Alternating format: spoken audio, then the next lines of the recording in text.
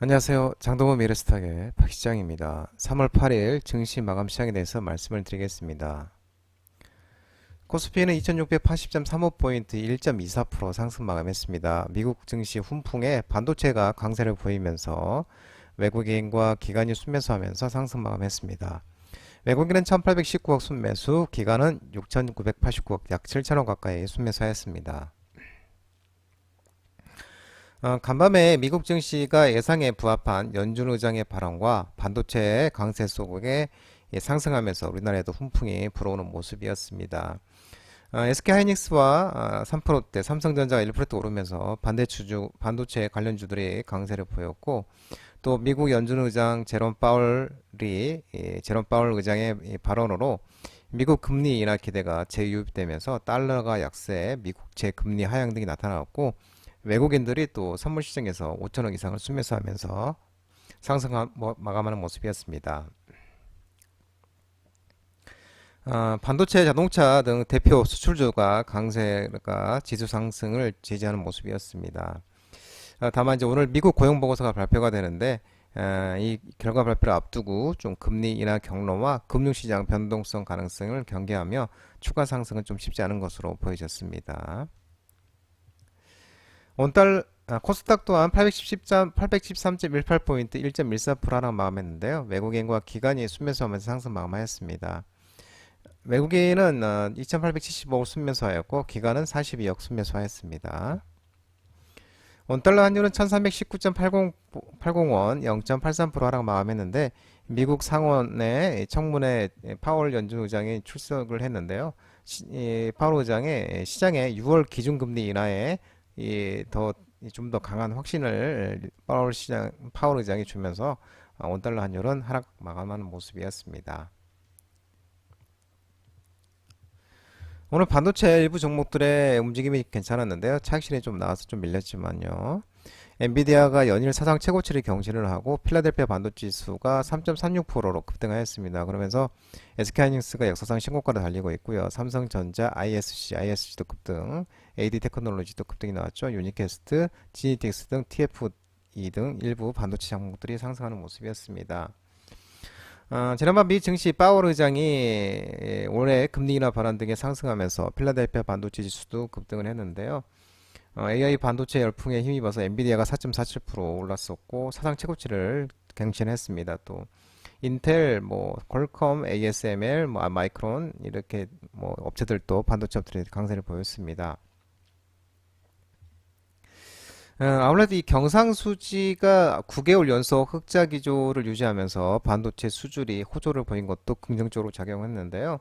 한국은행이 금일 발표한 국제수지 잠정 통계에 따르면 1월 경상수지가 30억 5천만 달러, 4조 519억으로 흑자로 집계가 됐다고 합니다. 작년 4월 이후 10개월 연속 흑자를 이어갔고요. 반도체가 52.8%로 수출이 급등했다고 이렇게 하는 모습입니다. 반도체의 경우에도 이 서버용 고성능 메모리 반도체를 중심으로 메모리 반도체 수요 회복세가 작년 하반기부터 본격화됐고 또 국가별로 보면은 중국에서의 수요가 좀 늘고 있고 반도체 가격도 상승세를 지속하면서 반도체 경기 회복세는 뚜렷해지고 있다고 한국은행에서 이제 언급을 하고 있는 모습입니다. 또 SK하이닉스가 HBM 고대역폭 메모리 시장에서 주도권을 잡기 위해 올해에만 첨단 반도체 패키징 공정에 10억 달러, 약 1조 3,316억 원 이상을 투자할 것으로 전망하고 있다고 전해지고 있는 모습이고요. 또 한편 삼성전자가 전량 수입에 의존했던 이 반도체 필수 원료인 네온가스를 재활용하는 데 성공했다는 소식도 전해졌습니다. 그럼 삼성전자가 내년부터 이 재활용 네온가스를 반도체 공정에 투입하며 이 네온가스를 재활용 반도체 공정에 투입하는 것은 삼성전자가 처음인 것으로 알려지고 있는 모습입니다. 2차전지 전기차가 인터배터리 코엑스에서 열리고 있는 인터배터리 2024 효과가 지속적인 모습을 보이고 미국 주요 전기차 업체들이 저가 매수에서 상승하는 모습이었습니다. 그러면서 삼성 SDI, PNT, CIS, 하나기술, 테이펙스, 이수스페셜티 케미칼, 대본 마그네틱, 삼진에르든지 메가터치 등 2차전지와 전기차 일부 종목들의 움직임이 있었습니다. 2024 인터 배터리 2024가 지난 6일부터 이제 금일까지 진행되고 있는데 LG에너지솔루션과 삼성 SDI, SK온 등 국내 주요 배터리 3사가 각각 셀2팩 CTP, LG에너지솔루션은 셀2팩 CTP, 그다음에 삼성 SDI는 전고체 리튬 이산철 LFP 배터리 등 최신 기술을 또 공개하고 있습니다. 삼성 SDI가 전고체 46파이짜리 배터리를 비롯해서 다양한 제품을 소개를 했는데 이 46파이짜리 이 배터리는 내년 초면 충분히 양산할 수 있다고 밝혔고 또 전고체 로드맵도 원활하게 진행되고 있다고 하면서 2027년에 전고체 양산이 목표라고 얘기를 했었고요. LG에너지솔루션 같은 경우는 파우치형 셀2팩 CPT를 처음 공개를 했고 SK온 같은 경우는 급속 충전 시간을 18분에서 15분으로 단축한 SF 플러스 배터리와 또 저온에서 충전과 방전 용량을 늘린 윈터 프로 리튬 이산철 LFP 배터리를 공개를 했었습니다. 삼성 SDI는 400에서 600mAh짜리 압력과 100도씨 이상의 전고체 배터리를 테스트 중인 것으로 파악되고 있는데 이 전고체 배터리 생산 방식 전환 시 이 전극과 조립 공정 추가 장비가 필요하다고 얘기가 나오고 있습니다.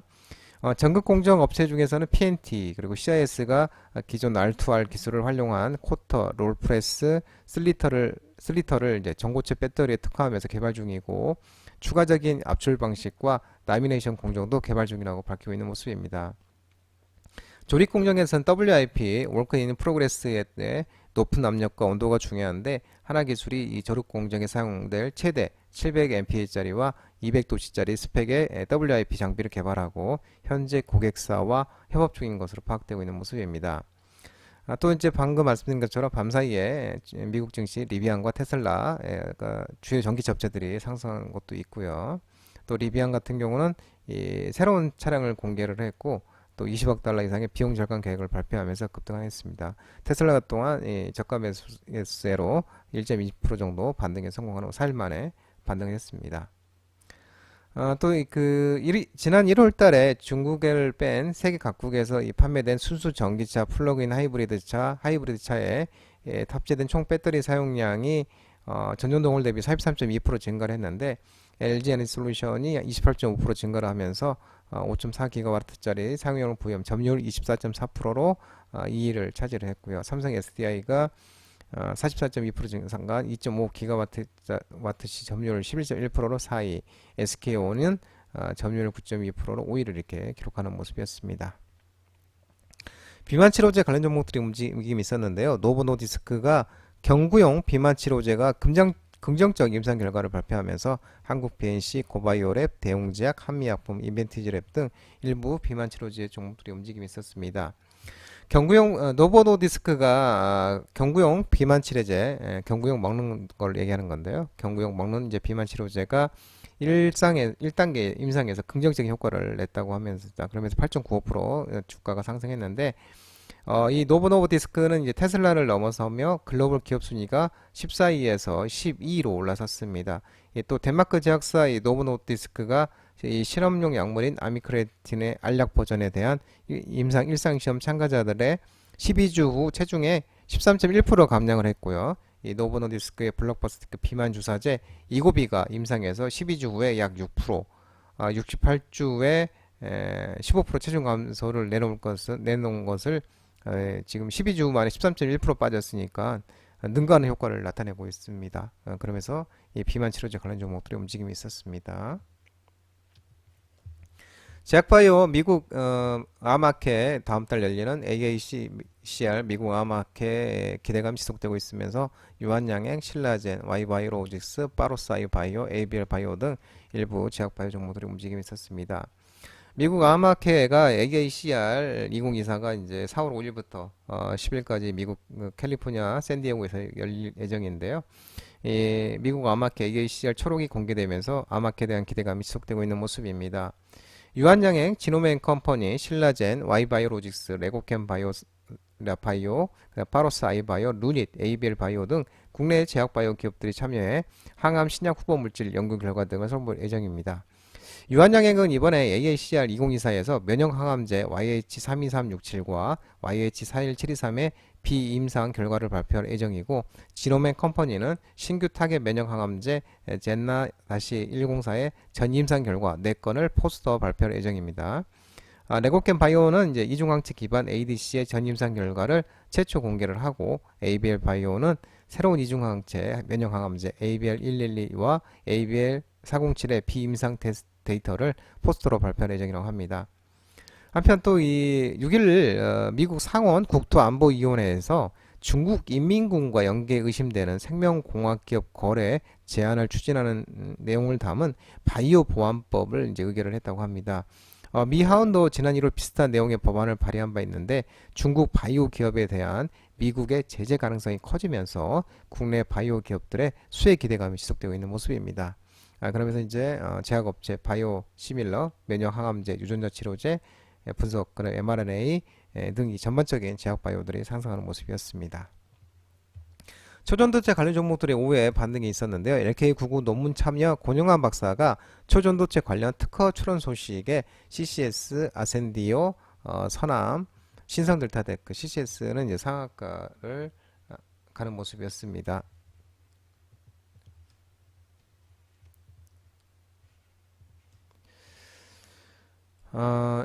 지난 5일날 이제 CCS의 사내이사인데요. 권영환 박사님이, 이 권영환 박사가 이 출연한 상온 상압 초전도 세라믹 화물 및 그 제조 방법에 대해서 이 관련 특허가 공개됐는데, 출연자는 이제 권영환 박사이고 발명자는 이석배, 김지훈, 권영환 씨로 이제 알려졌습니다.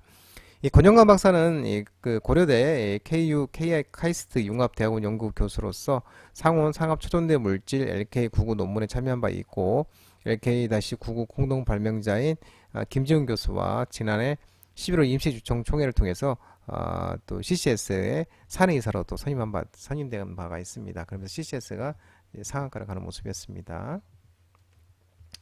엔터, 음원, 음반 관련 종목들이 간만에 반등이 좀 있었습니다. 점진적인 주가 상승 전망 소식에 하이브, RBW, 레몬레인, SM, DOU, JYP 엔터, YG 엔터테인먼트 등 이런 종목들이 움직임이 있었습니다.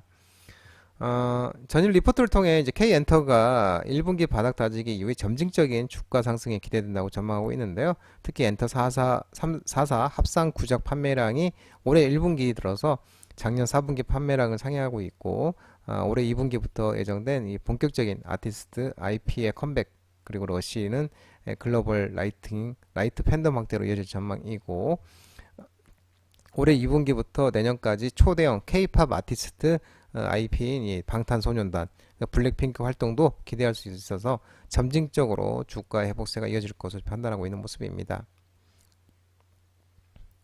어, 한편 이제 1분기 때는 이제 엔터사들의 전반적으로 활동이 시작하기에 악플보다 무서운 것이 이제 무플이라 아무런 희소식이 없다는 것도 엔터 조정의 요인 중 하나였는데, 신규 IP 데뷔와 또 대형 아티스트 컴백, 또 6월 BTS 진 제대까지 연이은 활동 모멘텀이 이제 모두 올해 1분기에서 2분기 넘어갈 때부터 확산될 것으로 전망되고 있는 모습입니다. 한편 판타지오는 유상증자 권리력 효과로 동해 상한가를 가는 모습이었습니다. 장동호 미래스탁 전화번호는 166-3797이고요. 끝으로 장동호 대표 유튜브 채널 구독과 좋아요 많이 부탁드리고요. 알림 설정도 꼭 해두시기 바랍니다. 유튜브 채널 아래 보면은 공유가 있습니다. 공유, 소개 링크 많이 부탁드리고요. 유튜브 장중 라이브 무료 방송 진행하고 있으니까 혼자 하기 힘드신 분들이나 도움이 필요하신 분들은 언제든지 오셔서 많은 도움 받아가시기 바랍니다. 오늘 시장도 모두 고생 많으셨고요. 한 주간 모두 분들 정말 고생 많으셨습니다. 남은 시간 평안한 시간 되시고요. 즐겁고 행복한 주말 되시기 바랍니다. 감사합니다.